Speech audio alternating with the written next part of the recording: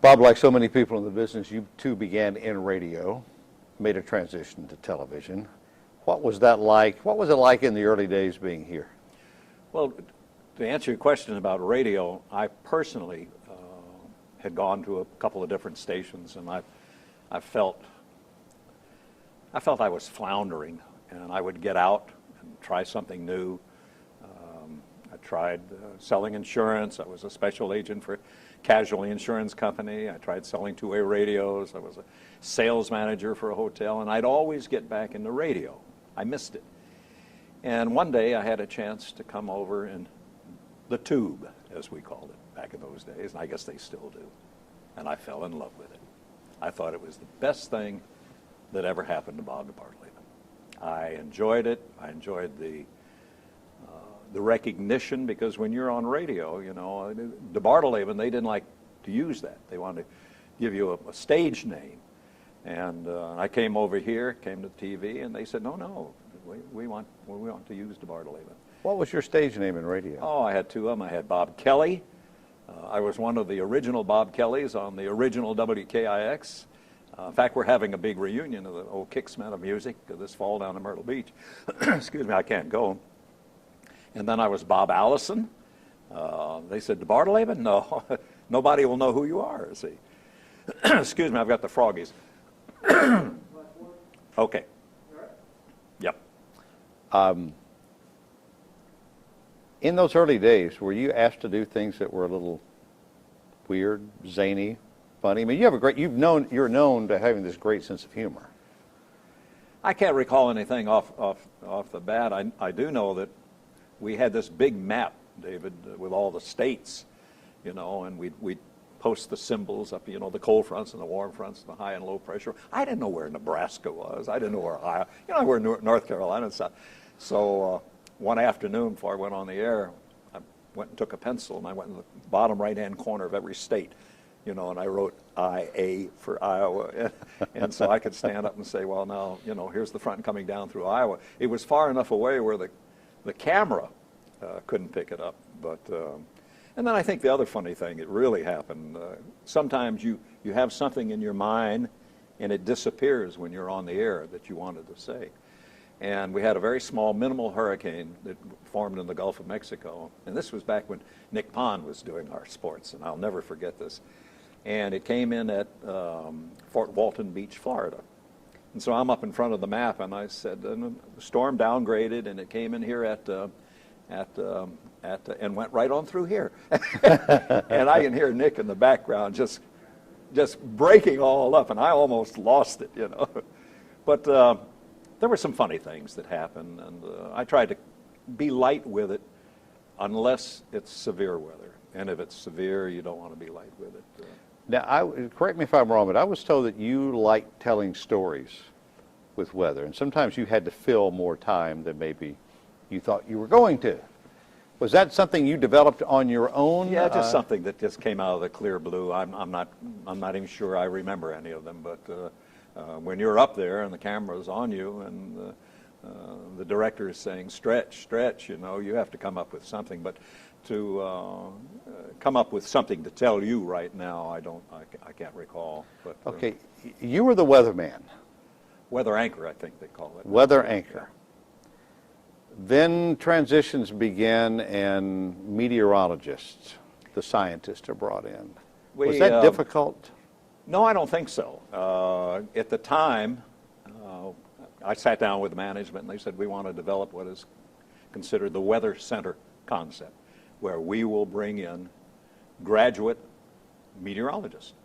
And they asked me if I had any objections, and I thought no, and the more people, the merrier, you know. When I first got started, I called the old Weather Bureau, and it was out at the Raleigh-Durham Airport.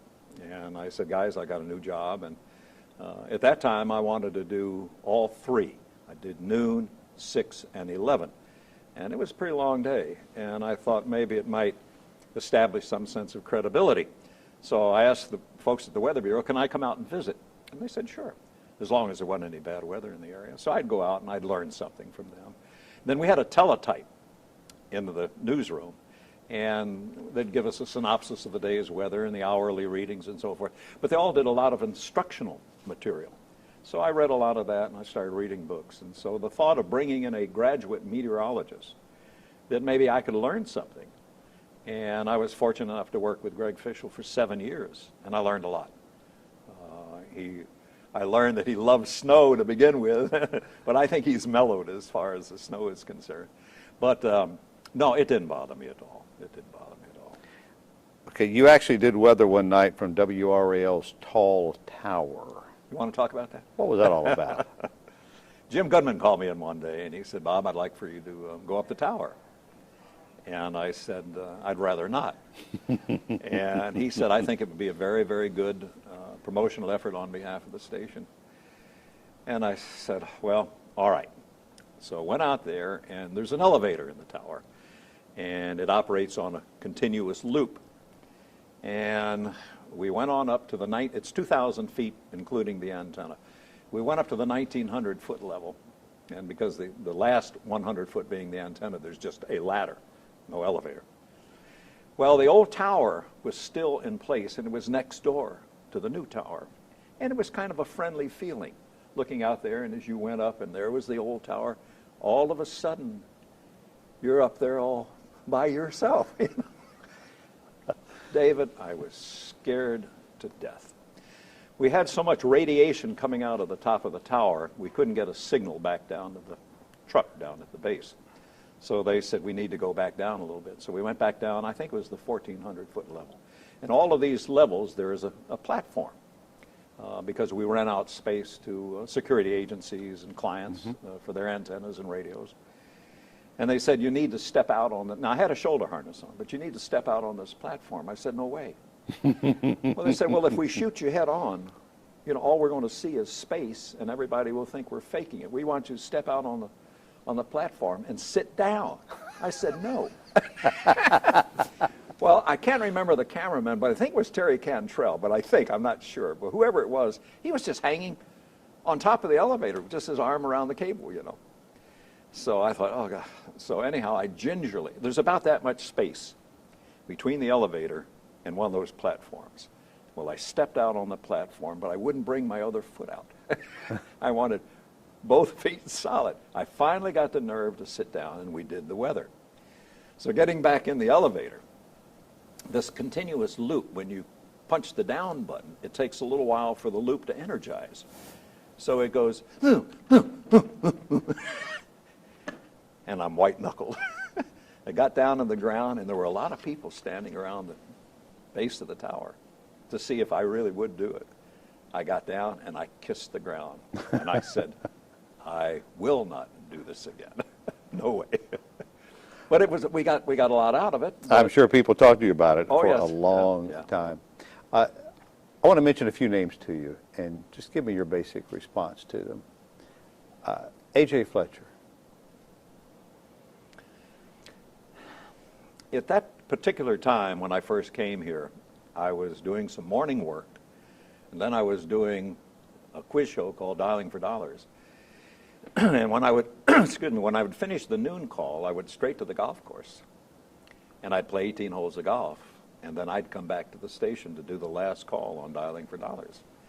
And every time I was there in the middle of the day, I would bump into Mr. Fletcher. I'd say, Mr. Fletcher, how are you, sir? And there I was, off playing golf. And about every 2 or 3 months, he would call in my supervisor, a man by the name of Wally Voigt. I could hear him now. Wally, what does Bob do for us?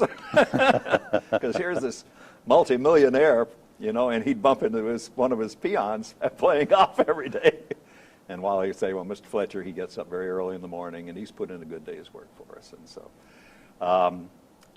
I think he was very astute in some of his business dealings. I'm not sure that he had the most warm personality. I mean, I don't mean he was dogmatic or hard to get along with. Mm-hmm. I just don't think he was very outgoing person. When you sat in his presence, it was normally all business. But if he, you know, I was passing over the breezeway, you know, he'd always say, hi, Bob, how are you? How's the weather going, you know? Scotty Stevenson.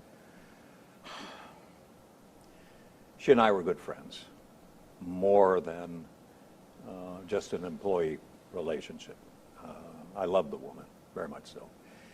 I don't think a lot of people knew that she was instrumental, number one instrumental, in getting the original license for this television station.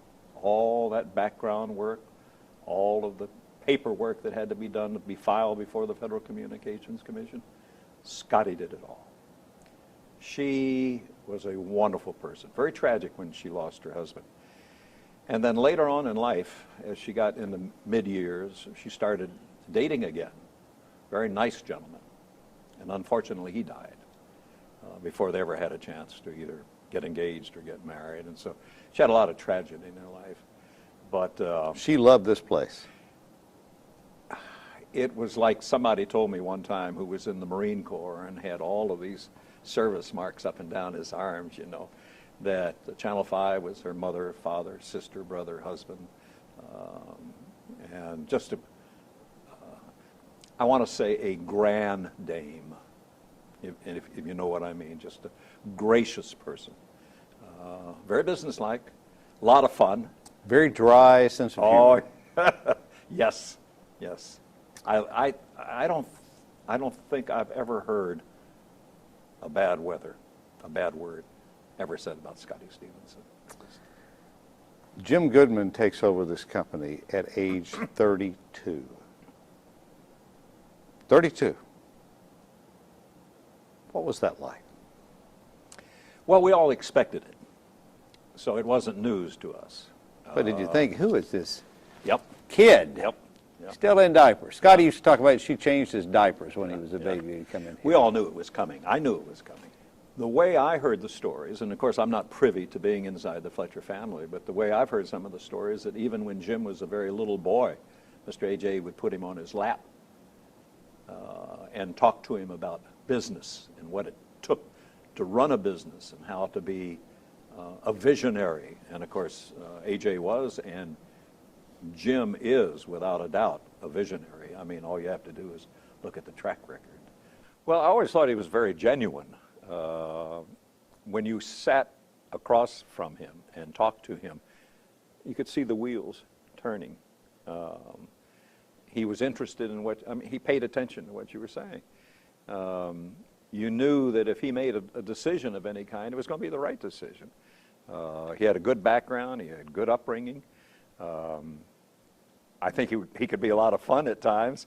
When I first got into this, we did a promotional stunt. Will Bob do all three weathers? And we probably played it up maybe 2 or 3 weeks. I'd already said, you know, I was going to do. And I had some stills somewhere. I don't know where they are now, but he's behind his desk with a cigar in his mouth and this sign on the desk, "The buck stops here, and you'll do these weathers," you know, pointing at me. I mean, he had a lot of fun with this, and I think that was the kind of man he was. One other thing I thought was great. I had a stepmother. I don't know whether we'd mentioned this before or not. Don't know whether the tapes were running. I don't think we did. I had a stepmother who was very sick and lived in a nursing home in Greensboro. And he asked me one day, "Does your mother watch?" And I said, "No, I think it's a community antenna, and the signal's not very good." And he said, "Well, we ought to be able to get in the Greensboro market." Well, about 3 or 4 days later, I get a little card, inter-office memo in the mail. It said, "Comb your hair, put on your necktie, your mother's watching." He had sent an engineering crew up to Greensboro to repair the antenna. That's the kind of man that Jim Goodman was and is. You talked about Charlie when he was here. I ask you about Charlie now in his absence. The thing I liked really working with Charlie never said, "Bob, you've got to do this. This is how you're supposed to do the weather." And I never said, "Charlie, this is how you're supposed to do the news." I think we worked really well together on the set. I also think not having a social life together probably helped, David. We didn't run in the same circles. He was a tennis player, I was a golfer. And I really think that helped, because I think sometimes in the inner workings of a company you can get too close to the people you work with, and it doesn't pan out that well. I respected his ability. I respected his reading ability. This is one of the things I loved about Adele Arakawa, if I can just inject that. You could close your eyes and you could get the essence of a news story. You didn't have to be watching. It's the same way with Charlie. You could close your eyes and sit at home and you knew what was going on. They were wonderful readers. Anything else about Adele? Well, she was just, I just thought she was the most beautiful woman to be on the air, and yet very down to earth. She smoked, and of course I'm a reformed smoker, and you know, they're the worst kind. And we'd be sitting in a room, you know, discussing the newscasts and everything, and she'd light up, you know, and I'd say, Adele, good grief. You know, we're only here 30 minutes, you know, can't you wait? But we all got it. Yeah, I thought she was probably the best reader that we had on the air. I mean, even, I thought Bobby Batista did a wonderful job, but I thought Adele was better. I hope Bobby doesn't hear that. Tom Suter. Oh, gosh. What can you say about Tommy, except he's been here forever. He'll be here forever. If I ever had a criticism about Tommy, and was the only one, I never thought he gave enough due to golf. But it's because I'm a golfer. And I'm not much of a racing fan. And of course, he loved automobile racing. And but he was fun to work with. Oh, yeah, yeah. Just, And the man who followed you, as I told Charlie earlier, no one replaces anyone. We follow each other in this business. Greg Fisher. Well, we were looking for going into this weather center concept, and Greg had applied for the job, and I was on the way to a cruise. I was going on a cruise with my daughter.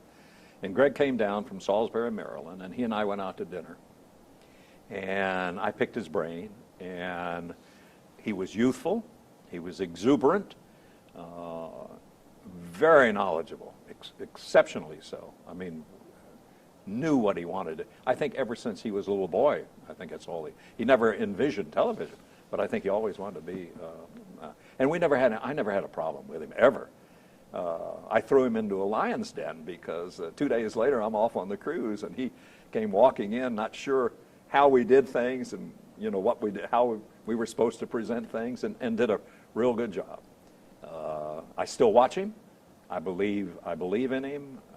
We try to get together and have lunch. I think he's great. I think he's a great team person.